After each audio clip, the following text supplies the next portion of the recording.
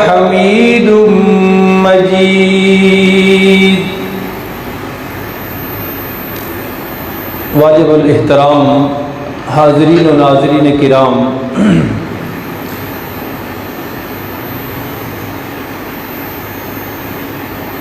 رسالت مآب صلی اللہ علیہ وسلم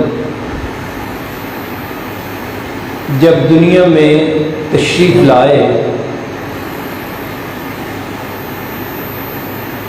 تو 6 صدیاں گزر چکی تھیں۔ کسی بھی اللہ کے پیغمبر کی تشریف آوری کو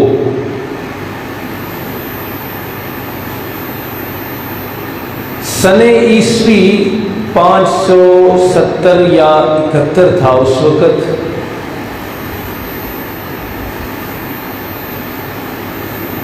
یعنی حضرت عیسیٰ علیہ الصلاۃ والتسلیم کو 6.25 صدیاں ہو چکی تھیں کہ آپ آسمانوں پر تشریف لے جا چکے تھے۔ اس درمیانی عرصے میں کوئی پیغمبر نہیں آیا۔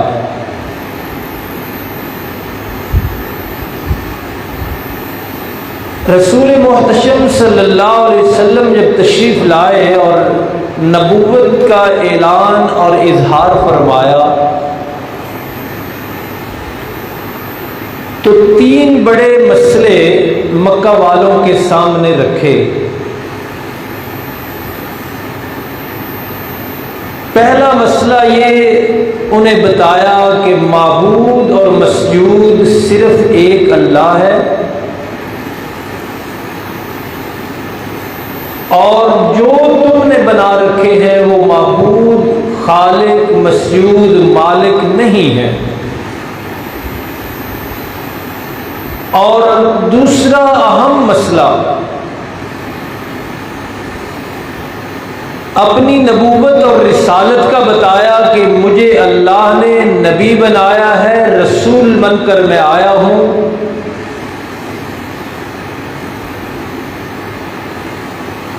تیسرا اہم مسئلہ ان کو بتایا کہ یہ دنیا فانی ہے، عارضی ہے اور ایک دن ختم ہونی ہے،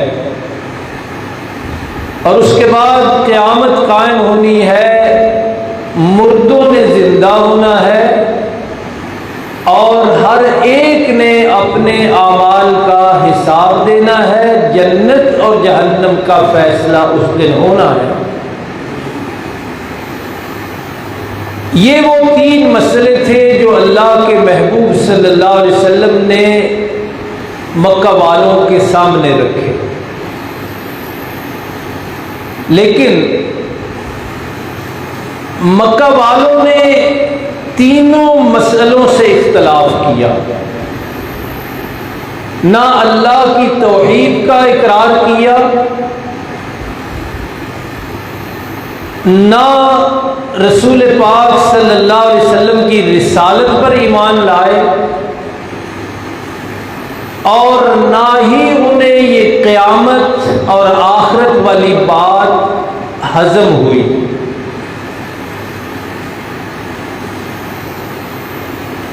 تینوں مسئلوں سے انہوں نے اختلاف کیا، نہیں مانا۔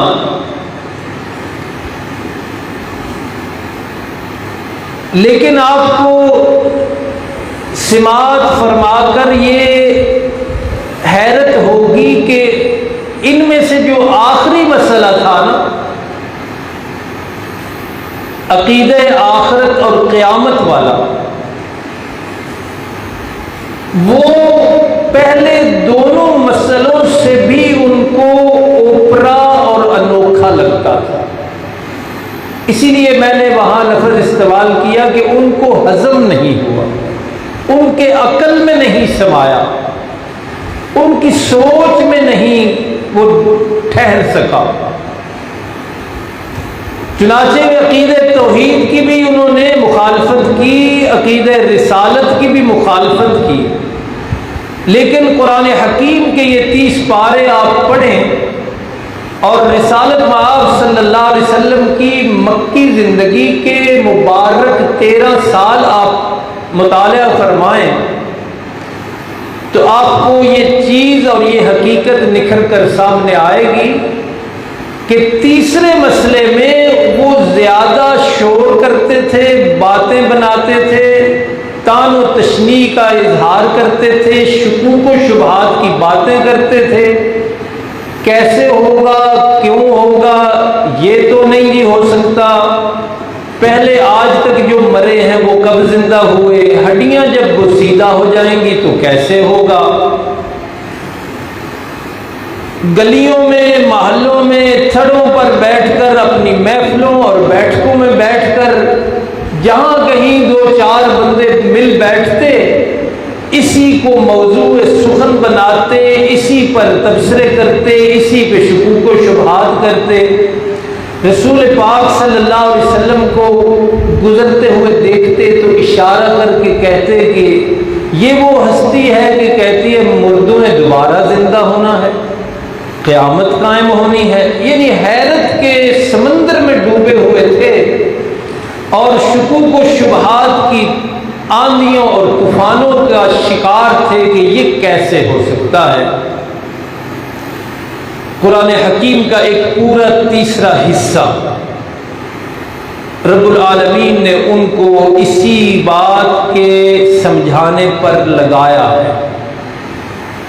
قرآن مجید کے جو ماہرین ہیں علماء، وہ بتاتے ہیں کہ تیسرا حصہ کم از کم اس بات پہ ہی ہے کہ لوگوں قیامت قائم ہونی ہے، اور یہ تمہارے شکوک و شبہات کوئی وقت نہیں رکھتے، کوئی قیمت نہیں رکھتے۔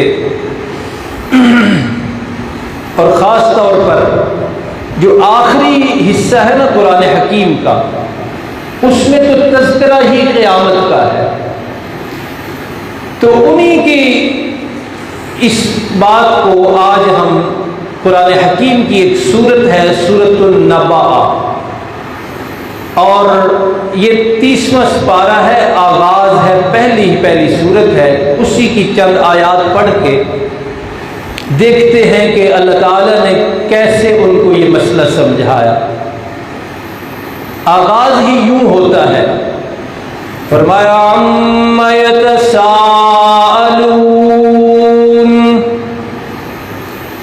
محبوب مکرم نبی محتشم صلی اللہ علیہ وسلم یہ مکہ والے کس چیز کے بارے میں ایک دوسرے سے پوچھتے رہتے ہیں؟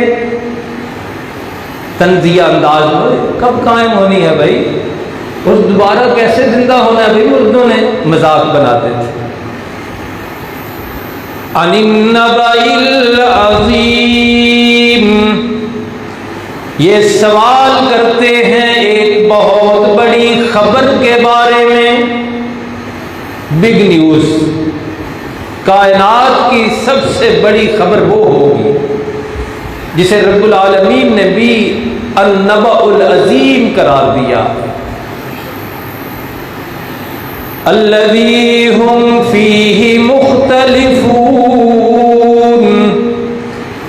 اسی خبر کے سچے ہونے میں اور قیامت کے آنے میں یہ اختلاف کرتے ہیں، مانتے نہیں۔ اللہ کے پیغمبر صلی اللہ علیہ وسلم انہیں بتا رہے ہیں قیامت قائم ہونی ہے، مردوں نے زندہ ہونا ہے، حساب کتاب کے مرحلے سے سب نے گزرنا ہے، جنت اور جہنم کے فیصلے ہونے ہیں، لیکن یہ ماننے کی بجائے، ایمان لانے کی بجائے اس میں اختلاف کرتے ہیں۔ فرمایا کلا سیعلمون، کرنے دے ان کو اختلاف، کرنے دے انہیں شکوک و شبہات کا اظہار، ہرگز ایسا نہیں ہوگا کہ یہ بات جھوٹی ہو۔ سیعلمون، جلد ہی ان کو پتہ چلے گا کہ یہ بات سچی ہے۔ ثم کلا سیعلمون، کو پتا چلے گا کہ یہ بات جو ہمارے محبوب مکرم صلی اللہ علیہ وسلم فرما رہے ہیں یہ سچی بات ہے، بڑی جلدی ان کو پتا چلے گا، ان قریب ان کو معلوم ہوگا کہ یہ بات سچی تھی جب قیامت قائم ہو۔ ان کے سارے شکوک و شبہات کیوں تھے؟ ان کو اللہ کی قدرتوں کا یقین نہیں تھا، ان کو اللہ کی طاقتوں کا یقین نہیں تھا۔ ویسے آپ سوچیں کہ حضرت ابراہیم علیہ السلام بھی وہاں تشریف لائے تھے، حضرت اسماعیل علیہ السلام کی تو یہ اولاد ہے ساری، یہ مکہ والے جو اس وقت تھے نا، یہ سارے حضرت اسماعیل علیہ السلام کی اولاد تھے۔